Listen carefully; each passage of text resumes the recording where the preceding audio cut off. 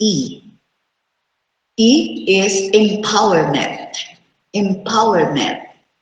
Empowerment. Binigyan kasi tayo ni Lord ng free will. Diba? So we are empowered. Kumbaga, empowered tayong gawin natin ang mga bagay-bagay. Kaya lang, dapat nga, isasangguni natin sa Kanya. No? Titingnan natin sa Kanyang mga salita. Tama pa ba ang ginagawa natin? Although we are empowered to do everything. Diba? May kalayaan tayo na gawin ang lahat-lahat sa ating buhay. Pero tama ba yung ginagawa natin? Okay? So, we have to consult the Word of God. Laging kaya nga, sabi nga natin, ito yung manual ng ating buhay. Ito yung ating titingnan para maging maganda yung direction natin sa ating buhay. Ayun po.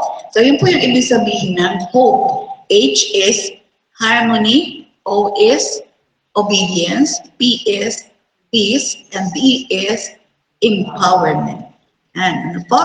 And this is inspired by the Lamentation. Lamentation, chapter 3, verses 21 to 26. Tingnan nga po natin, Lamentation, Panaghoy. Sige, basa natin. Panaghoy, chapter 3, verses 21 to 26. Medyo mahaba-haba na po. Bilisan na lang natin ang basa.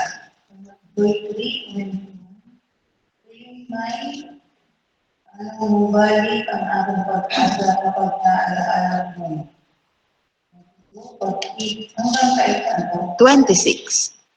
Pag-ibig mo, Yahweh, ay hindi magmamali.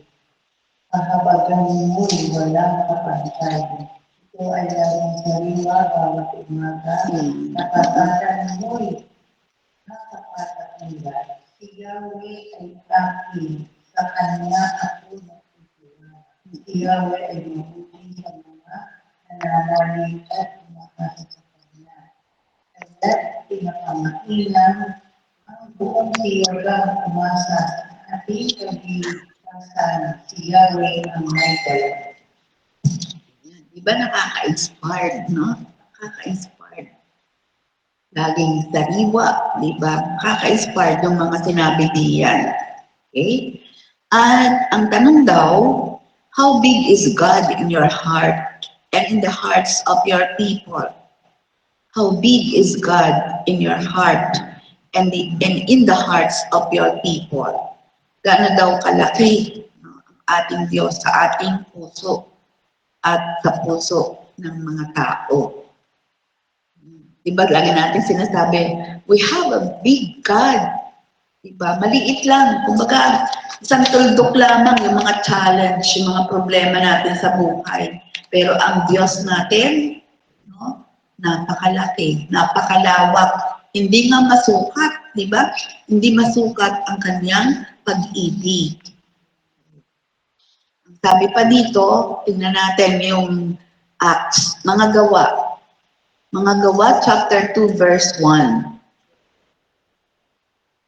Yan. Ang sabi dito sa English, one accord in one place. One accord means when a group of people act single-mindedly, unanimously, in harmony, in unity. Basahin nga natin doon sa mga gawa, chapter 2, verse 1.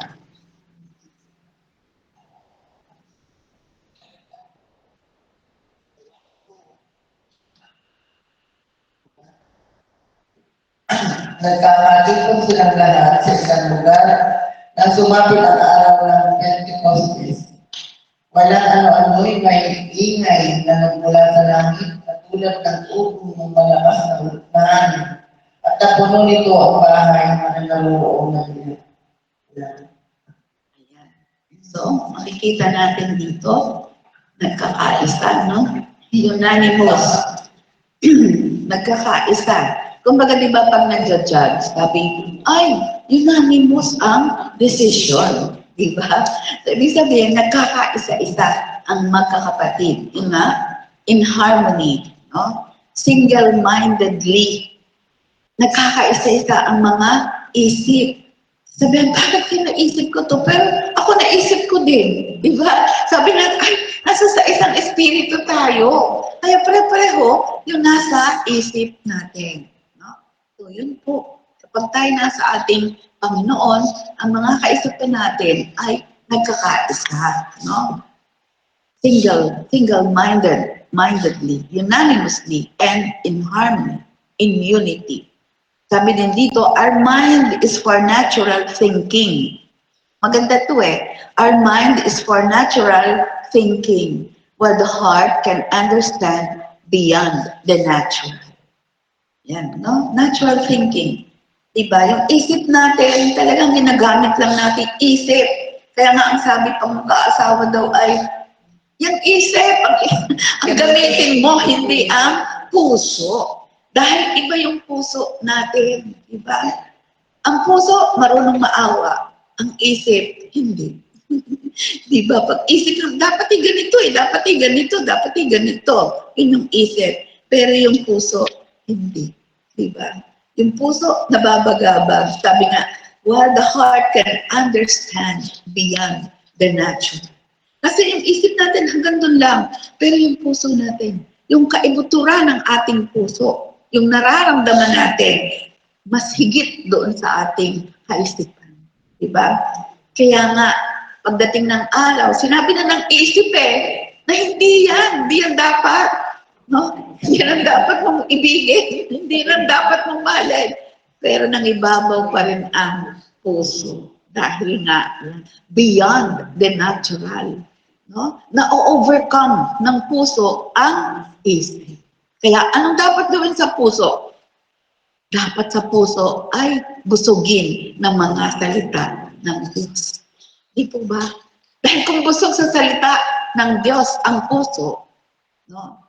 Yun ngayon ang gagawin natin. Dahil yun ang pag ang isip, no? Isip lang, nakita natin, merong pumunta sa atin na mga tao na kumbaga sabihin sa atin na, sige, mag-invest ka. Yan, tutubo yan.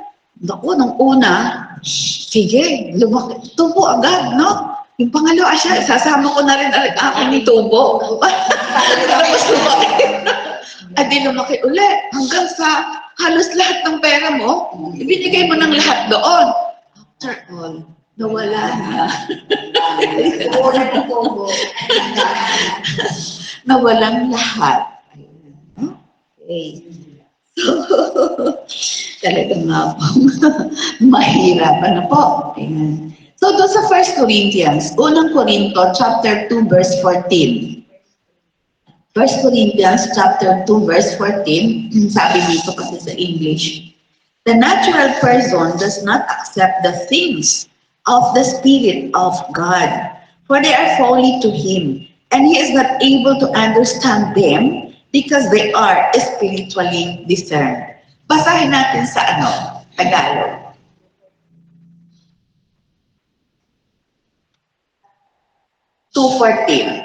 First Corinthians 2:14. Ngunit ang tao ngayon sa laman ay hindi tumatanggap ng mga bagay na Espiritu ng Diyos, sapagkat ang mga ito ay kamangmangan sa kanya. At hindi niya nauunawa sapagkat ang mga yaon ay sinisiyasat ayon sa Espiritu. Ayan, okay po, no? Yung natural person. Iba pag tayo mahayo, o yung mga nakakasalamuha natin, minsan sasabihin nila, may Diyos naman ako, kilala ko na yun. No, diba? Para bang, yung minsan, tinatagihan nila ang mga salita ng Diyos. Yung nasabi natin minsan, tinataguan pa tayo. Tapos napakarami nilang dahilan. Para bang sabi nga ni Sister Mila noon, para bagang sila allergy doon sa Word of God, ayaw nilang marinig yung mga salita ng Diyos. No? Ang tawag doon sa mga taong yun ay mga natural person. They do not accept the things of the Spirit of God. Ayaw nilang tanggapin, no? Yung Espiritu ng Diyos na gustong pumasok. Di ba pag tayo nagpapatanggap, no? Pinapatanggap natin ang isang tao ng banal na Espiritu upang